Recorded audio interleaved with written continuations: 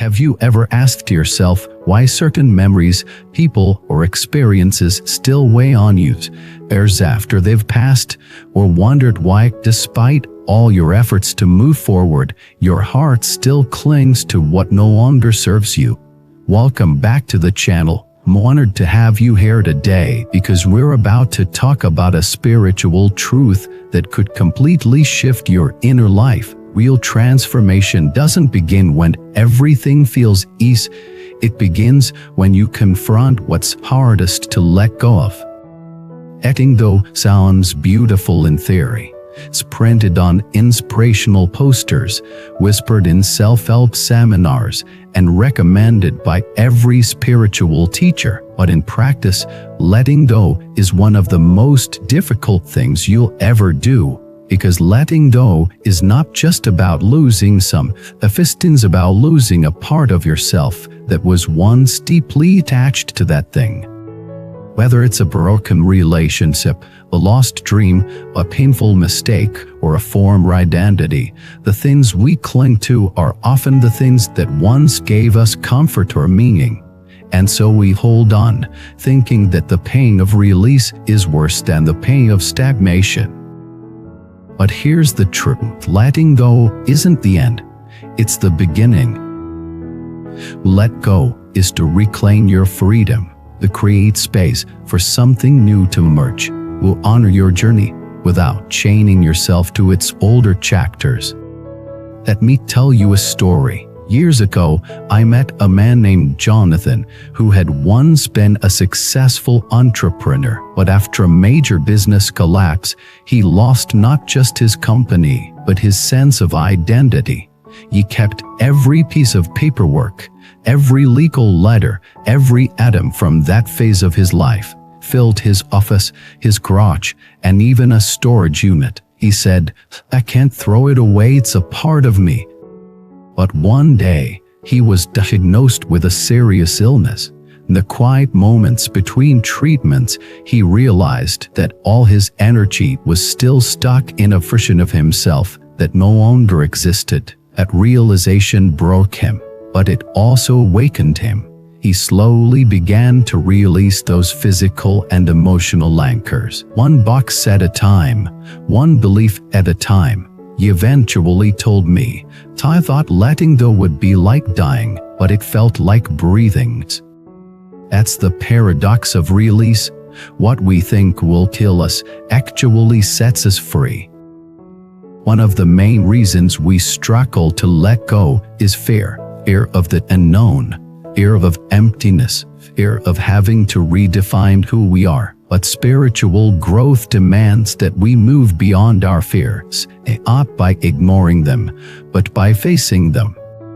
Every spiritual tradition emphasizes surrender, not as defeat, but as liberation. When we let go, we're not giving up, we're giving in to the flow of life, to the wisdom of impermanence, to the truth that clinging creates suffering.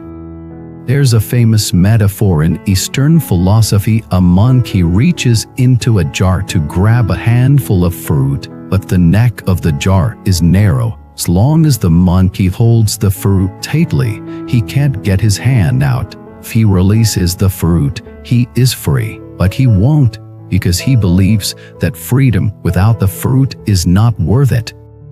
That monkey is us.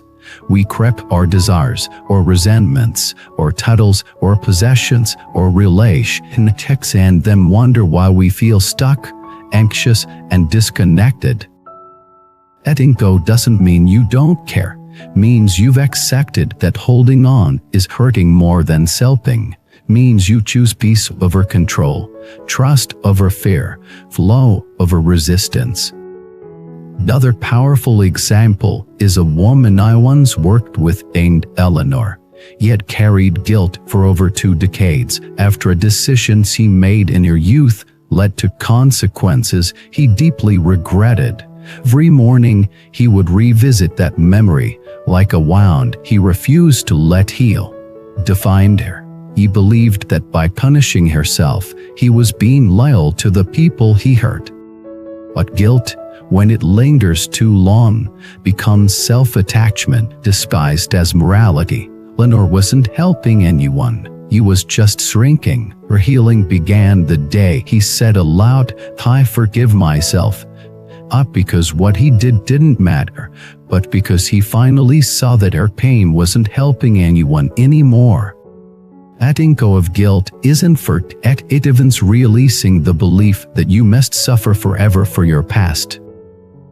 This applies not just to guilt, but to grief, with shame, with expectations, with the future we once imagined. The hardest part of growth isn't learning something new. It's unlearning what no longer fits. We often cling to the very things that break us because we confuse pain with identity. But you are not your trauma. You are not your past. You are not your wounds. You are the awareness that holds them, and that awareness can choose differently. So, how do we actually let go? Starts with awareness. You cannot release what you're not willing to look at. Ask yourself, what am I still carrying? What am I afraid to lose? What story do I keep telling myself even though it hurts? Then comes acceptance, not of the situation itself, but of the reality that it happened. You can't change the past, but you can change your relationship to it. Next is compassion. Letting go is not violent, it's tender. Speak to yourself like you would a child who's afraid. Reassure your heart that it's safe to move forward. And finally, action. Letting go is not just internal, it's external too. Clean your space, return the things that bind you, cut the digital cords, take peace offerings, release with ritual. Let your outer world reflect your inner chase. There's a woman I met in Southeast Asia who, every year, writes down what he wants to release on paper and burns it under the full moon. May sound symbolic, but symbols matter. They give your soul something to hold on to as it learns to loosen its grip. Letting go isn't a one-time decision. It's a daily practice. Some days you'll feel free. Other days, the old pain will whisper again. That's okay. You release it again, and again, until it stops coming back. You are not weak for struggling to let go. You are human, but in your willingness to try, you awaken your divinity. There's a sacred power in release, clarity that arrives when the fog of attachment lifts. You begin to see life not as something you need to control, but something you are invited to dance with.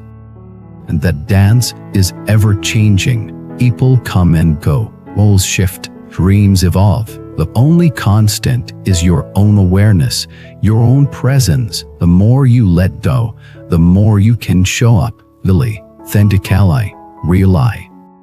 So if your life feels heavy right now, if your heart feels crowded, if your mind feels restless, maybe it's not because you need more. Maybe it's because you need less. As expectation, as clinging, as proving, or trust, or stillness, or patience. Letting go won't erase your story. It will simply allow you to write a new chapter, one not defined by pain, but by presence. Thank you for watching this video. If there's something you've been holding on to that you're ready to release, share it in the comments. Your story might help someone else find their courage. And if you found this message valuable, please like, subscribe, and consider joining our membership. Together, let's grow, release, and rise.